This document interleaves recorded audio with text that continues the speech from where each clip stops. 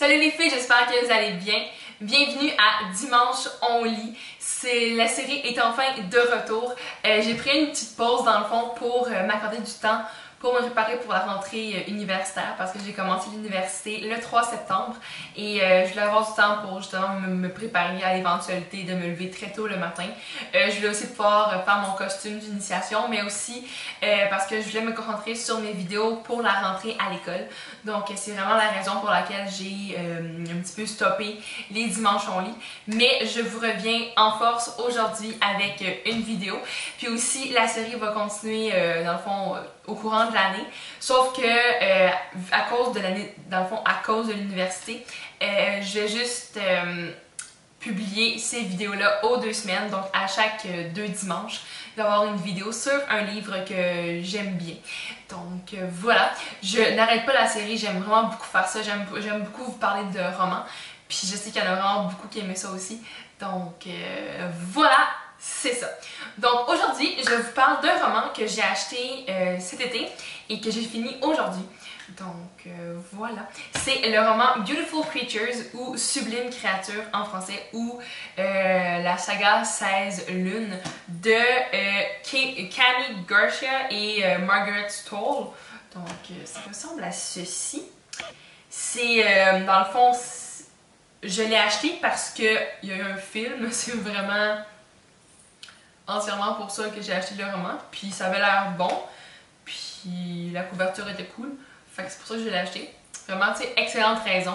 Puis aussi, mon copain a vu le film, il a dit que c'était vraiment bon. Donc je me suis dit que c'était très cool. Puis je voulais le voir avec lui, mais il était comme non, mais je l'ai déjà vu. C'est en DVD. Là. Mais bon, je m'éloigne du sujet.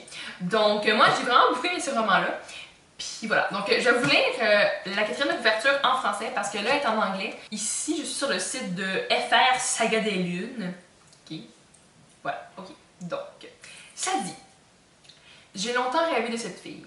Elle apparaissait dans un cauchemar où, malgré tous mes efforts, elle tombait sans que je ne puisse la sauver. Je me savais liée à elle d'une façon particulière. Et puis, un jour, elle était arrivée en chair et en os au lycée de Gatlin, notre petite bourgade du sud des États-Unis. Elle était belle et mystérieuse. Si j'avais su qu'en même temps que cette fille, dont j'allais tomber éperdument amoureux, surgirait aussi une malédiction, nous étions menacés. Et cette fois, j'allais devoir la sauver. L'amour sera-t-il plus fort que le destin? Donc, ça c'est le 4e de couverture. L'histoire. C'est l'histoire de Ethan Waite qui vit dans la petite ville de Gatlin, dans le sud des États-Unis. Et dans le fond, le roman commence avec Ethan qui décrit les habitants de son village. Et c'est pas vraiment une description positive.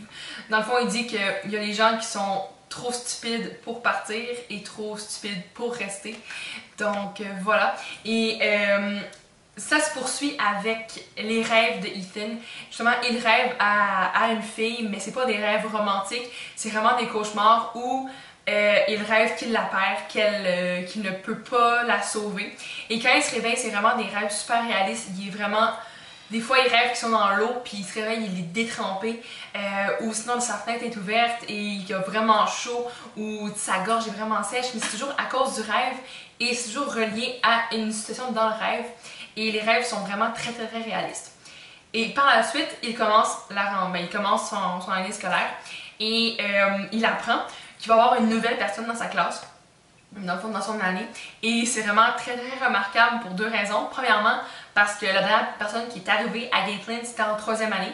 Et donc ils avaient comme 8-9 ans, puis là il y en a 15. Donc ça fait quand même un petit bout. Puis deuxièmement, la personne c'est Lena Dukins, c'est la nièce de Macon Ravenwood. Puis là bon, qui est Macon Ravenwood? Les habitants de Gatlin le considèrent un petit peu comme le fou du village. Donc dans le fond, Macon Ravenwood est un petit peu le fondateur de la ville de Gatlin et vit sur la propriété de Ravenwood. C'est une immense propriété qui surplombe un petit peu la ville de Gatlin et il ne sort jamais. Il n'est jamais vraiment sorti au grand jour. Les gens ne l'ont jamais vu. Il y a plein de rumeurs qui circulent à son sujet, comme quoi c'est un vampire ou whatever. Vraiment, c'est plein de choses sans queue ni tête. Et là, c'est sa nièce. Donc, elle n'a pas vraiment un accueil très, très, très chaleureux. Mais Lena Dukins, c'est la fille à qui Ethan rêvait tous les jours, ben tous les soirs en fait. Et il la trouve tellement belle, il la trouve, c'est vraiment la fille de ses rêves aux deux sens du terme. Et elle n'a pas un accueil très chaleureux, c'est-à-dire qu'elle se fait assez intimider à cause de sa famille. Et à un moment donné, c'est juste absurde à quel point elle se fait intimider dans le cours. Savannah est comme, elle dit des choses tellement méchantes que Lena elle se lève, puis elle la regarde, puis elle est tellement fâchée. Et là, les fenêtres explosent. Juste comme ça. Évidemment, on accuse Lena d'avoir fait ça, que c'est un acte de sorcellerie, que c'est une sorcière, c'est la nièce de Ravenwood, blablabla. Puis Ethan, il voit à quel point Lena, elle est chamboulée par ça, puis elle est vraiment mal. Donc, il va la rejoindre chez elle à Ravenwood. Et là, il rencontre Macon, il voit sa maison, une maison vraiment très bizarre. À l'intérieur, c'est super moderne, c'est vraiment beau. Et on va apprendre plus tard que Lena a effectivement des pouvoirs. C'est une ensorceleuse. Et dans le fond, le principe de l'histoire, c'est que Lena, à ses 16 ans, donc dans quelques mois, va être revendiquée par les ténèbres ou la lumière. Et elle a vraiment très très peur d'être revendiquée par les ténèbres parce qu'elle ne veut pas être une ensorceleuse du côté noir de la force, si je peux dire ça comme ça. Et dans le fond, c'est une histoire d'amour, mais c'est pas niant-niant. Ce qui est le fun, c'est que vu que le livre est assez imposant, c'est un livre de 150 pages, les auteurs ont eu le temps de vraiment développer les liens entre les deux personnages et on voit vraiment que c'est, je ne veux pas dire le mot âme sœur, mais ils s'entendent vraiment, vraiment bien. Ils sont très, très, très amoureux et c'est vraiment le fun de voir la chimie qu'ils ont entre eux et aussi de voir comment Ethan s'occupe de Lena. Puis par rapport à justement ses peurs et l'approche de son 16e anniversaire de sa revendication. Mais il n'y a pas juste ça, c'est pas que ça, il y a aussi plein d'autres choses qui vont venir alimenter l'intrigue, comme le petit pendentif de Greenbrier qu'ils vont trouver ensemble et qui les ramène dans le passé où ils voient un flashback d'une dame de Greenbrier et d'un soldat. Puis ils vont découvrir c'est qui. Ils vont aussi découvrir quelque chose avec la bibliothécaire du village. Ils vont découvrir plein de choses par rapport à la magie, par rapport au sort, par rapport au côté bon et mal. Et c'est vraiment bien fait. Tout est là pour vraiment se conjuguer ensemble pour que l'histoire avance puis que ça soit vraiment très captivant. Il y a des longueurs. Je veux dire, dans un livre de 150 pages, c'est rare qu'il n'y en a pas. Il y a quelques livres qui en ont, mais il y en a quelques-unes. Il y aurait pu avoir peut-être 50 pages de retirées, puis on aurait très bien compris. Mais bon, il y a quelques petites longueurs, ça dérange pas vraiment. C'est bien écrit, je trouve que c'est très simple, on le lit très rapidement. Ben, en fait, ça se lit bien. Aussi, dans les flashbacks, on sait que c'est dans un flashback à cause de l'italique. Puis c'est ça. Les personnages, il y en a, ben, dans le fond, les personnages qui ne sont pas principaux sont assez stéréotypés. Dans le fond, il y a l'équipe de sportifs, il y a la petite bitch. Puis il y a aussi des personnages qui sont vraiment pas stéréotypés pantoute, comme Lena Duquesne, Macon Ravenwood.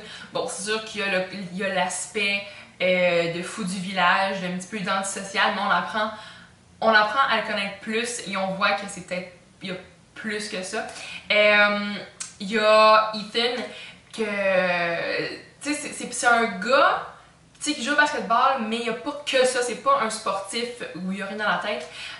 Aussi, ses parents, sa mère, elle est décédée, puis son père, il prend vraiment très très mal, il vit très mal son deuil, puis il y a aussi l'intrigue par rapport à ça. C'est vraiment un livre assez complet, je vous dirais. Quelqu'un m'avait dit dans mes commentaires qu'elle n'avait pas pu finir le roman. Ça se peut, je veux dire, ça arrive très souvent. La fin, je vous dirais que j'ai pas beaucoup aimé la fin parce que c'est comme si ça me forçait à acheter le deuxième roman. Puis ça, j'aime pas ça. Parce que j'aime mieux, tu sais, que oui, l'intrigue se poursuive, mais tu sais, j'ai lu 150 pages, je voudrais comme savoir si ça se termine bien ou mal, tu sais. Pour ce qui est du film maintenant, parce que j'ai vu le film avant d'avoir fini le livre, j'aurais pas dû faire ça. Mais vraiment, ok, le livre et le film, c'est deux histoires vraiment différentes. Je veux dire, il y a les mêmes personnages, il y a un petit peu le même thème, puis mais la fin est différente, puis l'ordre des événements varie, puis je trouve que c'est bien mieux dans le livre que dans le film, parce que dans le film, on apprend tout, dès comme le début, milieu du film, un des gros punchs qui arrive dans la fin du livre, puis moi j'étais comme quoi? Non! Ah! J'étais vraiment fâchée d'apprendre ça assez rapidement, puis c'est ça. Donc moi j'ai préféré le livre au film. Le film j'étais déçue, puis la fin j'ai trouvé comme poche dans le livre. Dans le film j'étais comme... Puis là on l'a réécouté la fin, puis j'étais comme ok, c'est cute, mais comme... Hein? En tout cas, voilà. Donc c'est ça. C'est ma revue du livre Sublime Créature de Camille Gersha et Margaret Stoll. Donc si vous avez vu le film ou si vous avez lu le livre, faites-moi en part. Puis si vous avez été convaincu de lire ou de ne pas lire le roman, faites-le moi savoir aussi. J'espère que cette vidéo vous a plu. Puis on va se revoir très bientôt pour une prochaine vidéo. Puis un peu plus tard pour un autre dimanche en lit. Donc sur ça, bonne fin de semaine. Ben, ouais, bonne fin de dimanche. Puis bonne semaine. Et bonne lecture. Puis à la prochaine. Fait que c'est ça. Bye les filles!